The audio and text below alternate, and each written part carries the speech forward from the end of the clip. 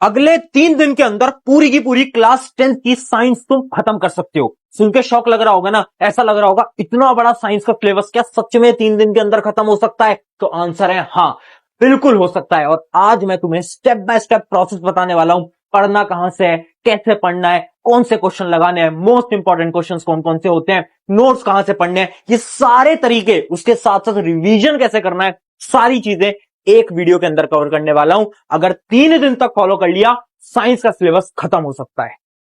Hi everyone, मेरा नाम है प्रशांत। इस वीडियो को क्लिक करने से पहले तुम्हें भी ऐसा लग रहा होगा ना कि 3 दिन के अंदर कौन सा साइंस का सिलेबस खत्म हो सकता है, बट उसका आंसर है बिल्कुल हो सकता है यार, है ना। बट पहले मैं एक चीज बोल देता हूं, इन अगले 3 दिन को अगर तुम डेडिकेट करने को तैयार हो मेरे साथ मिलकर, तो साइंस पूरी हम खत्म कर सकते हैं, है ना। तुम्हारे मन में अभी भी सवाल चल रहे होंगे, यार भैया अभी भी झूठ बोल रहे हो, थोड़ी ना, ऐसे थोड़ी ना हो सकता है, साइंस इतनी बड़ी साइंस 3 दिन के अंदर ऐसे कैसे करा दोगे।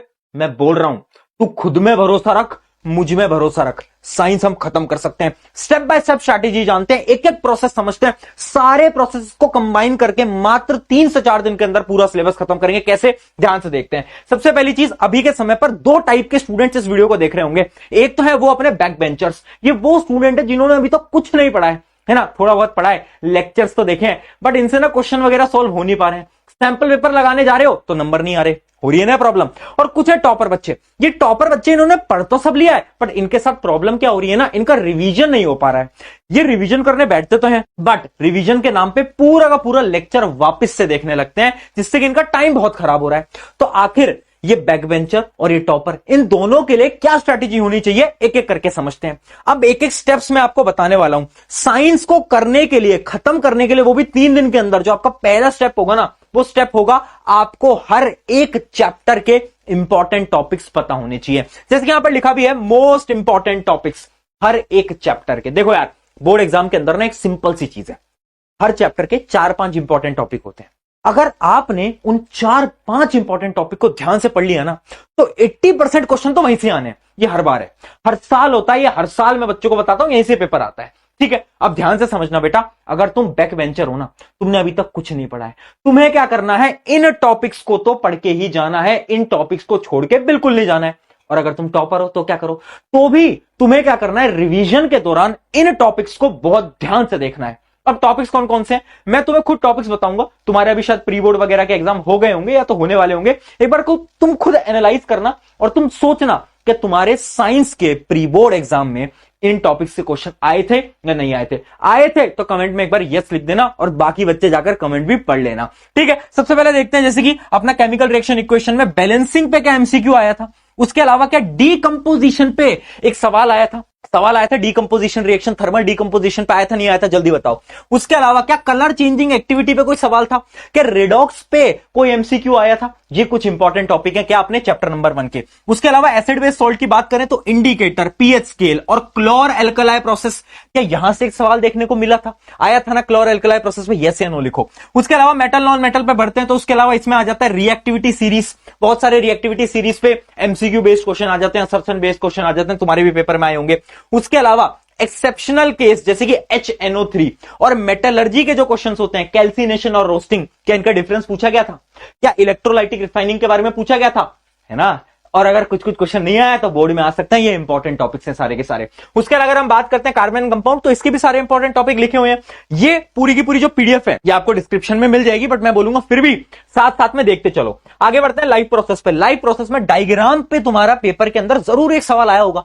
एक बार सोच के देखो, क्या ह्यूमन हार्ट आया, ह्यूमन हार्ट पे बहुत सारे सवाल आए होंगे, बिल्कुल आए होंगे। उसके अलावा एक्सक्रीशन वाले टॉपिक पे आते हैं, रेस्पिरेशन वाला, एरोबिक एनारोबिक, डिफरेंस पूछा गया होगा पेपर के अंदर, बहुत बढ़िया।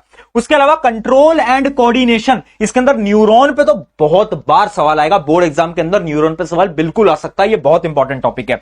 रिफ्लेक्स आर्क, हार्मोन का जो टॉपिक है, हार्मोन पे बहुत बार एमसीक्यू देखने को मिल जाते हैं। उसके अलावा हम बात करते हैं अपने अगले चैप्टर रिप्रोडक्शन की। रिप्रोडक्शन में आप देख सकते हो एसेक्सुअल रिप्रोडक्शन से क्या एमसीक्यू देखने को मिला था, बिल्कुल देखने को मिला होगा। उसके अलावा फर्टिलाइजेशन इन प्लांट का डायग्राम आया होगा, बिल्कुल आया होगा। उसके अलावा क्या है, आपके एसटीडीज पे भी एमसीक्यू पूछ सकते हैं। ये सारे इंपॉर्टेंट टॉपिक है। आगे देखो हेरिडिटी के भी दे रखे हैं कि 3 लॉज जो होते हैं मेंडल के, उनकी डेफिनेशंस वगैरह नॉर्मली पूछ ली जाती हैं, है ना। ये सारे इंपॉर्टेंट टॉपिक्स दे रखे हैं। लाइट पे बढ़ते हैं। अब लाइट में न्यूमेरिकल आएंगे, बिल्कुल आए होंगे। किस पे आए थे, यहां पर लिख भी रखा है, स्पेशली मिरर फॉर्मूला।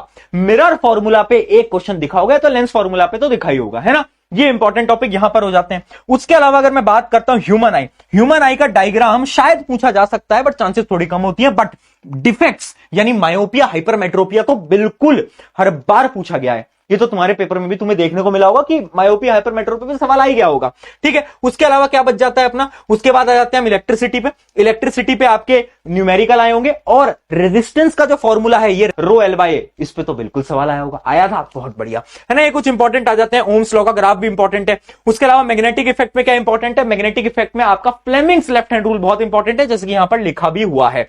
उसके अलावा आर एनवायरमेंट की गिनती के 3 टॉपिक हैं, यहीं से ही सवाल फंसता है, जो कि है 10% लॉ, ओजोन और बायोमैग्निफिकेशन।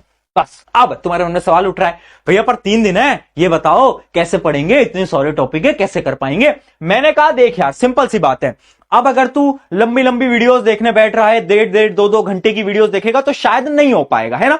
बैक वेंचर के लिए अगर तुम टॉपर हो, तुम्हारा कोई टॉपिक वीक है, तो हाँ तुम बिल्कुल लॉन्ग वीडियो देख सकते हो। बट अगर तुम बैक वेंचर हो, लॉन्ग वीडियो का टाइम नहीं है। क्यों, क्योंकि तुम एसएसटी भी पढ़नी है, हिंदी भी पढ़नी है, इंग्लिश भी पढ़नी है, मैथ भी पढ़नी है, टाइम नहीं है ना। तो अब हम क्या करेंगे, पढ़ना कहां से, मैं आपको फिर से बता रहा हूं, रैपिड रिवीजन।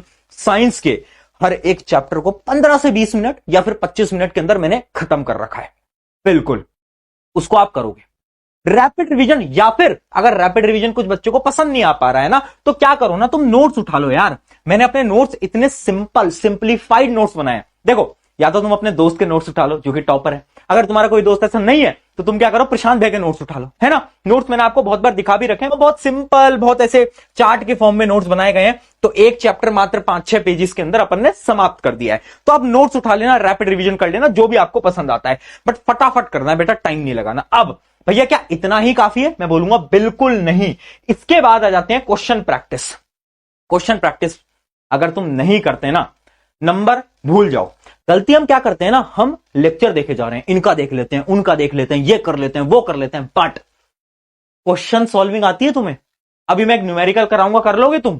अगर मैं तुमसे कोई थ्योरेटिकल क्वेश्चन पूछूं बायोलॉजी का, बता दोगे तुम? नहीं बता पाओगे। क्वेश्चन प्रैक्टिस नहीं कर रहे हो भैया, टाइम कम है, कैसे कर पाएंगे? 3-4 दिन के अंदर हमें क्वेश्चन प्रैक्टिस भी करनी है, थ्योरी भी करनी है, आप इंपॉर्टेंट क्वेश्चन दे दो ना। मैंने कहा बिल्कुल दूंगा, तुम्हारे लिए खड़ा हूं यहां पर, ठीक है।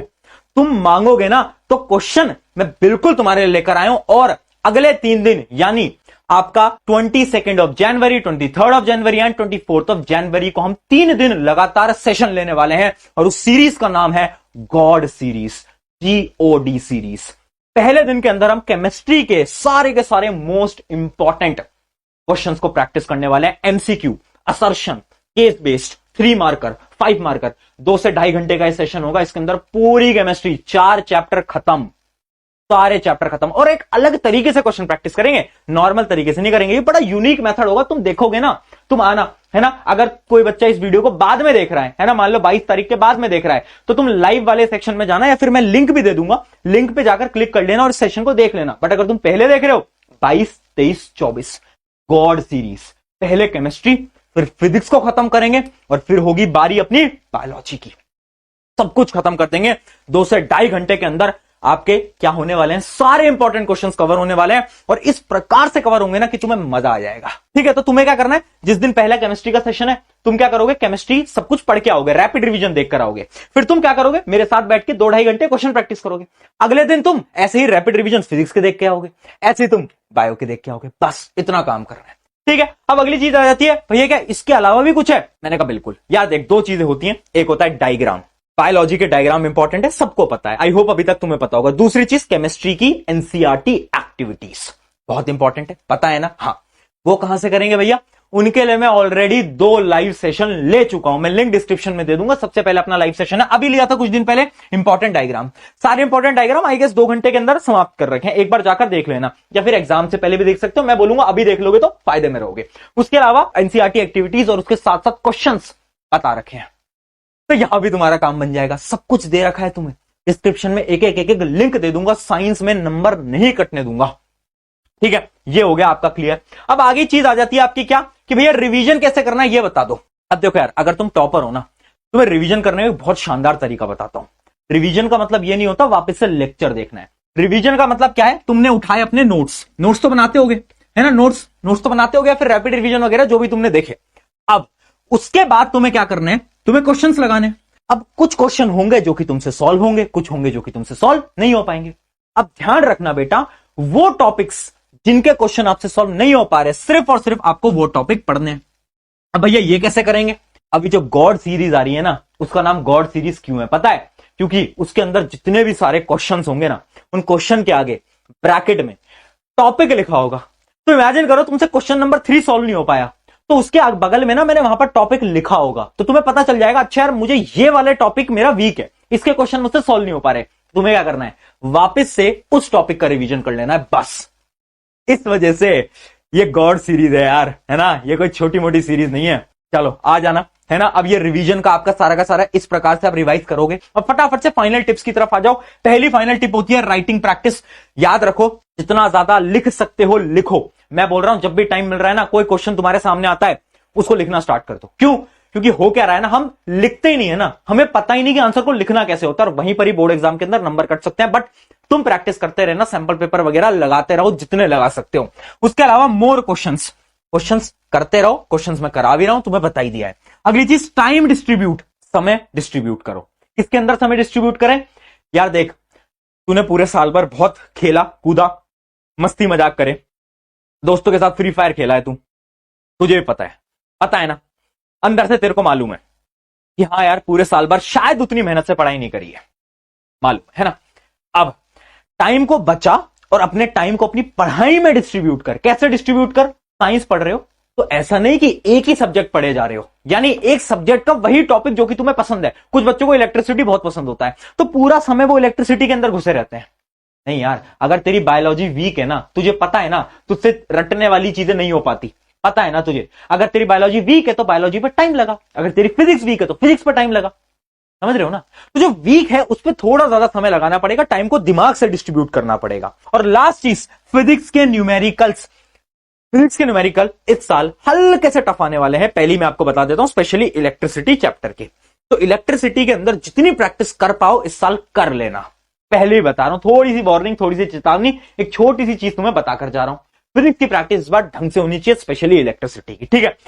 इस फ्लो के साथ 3 दिन के अंदर साइंस को खल्लास कर देंगे, खत्म कर देंगे। टेंशन नहीं, जब तुम्हारे बोर्ड एग्जाम होंगे ना, उसके जो बीच का जो 4 दिन का गैप है उसमें भी आऊंगा यार, उसमें भी आऊंगा।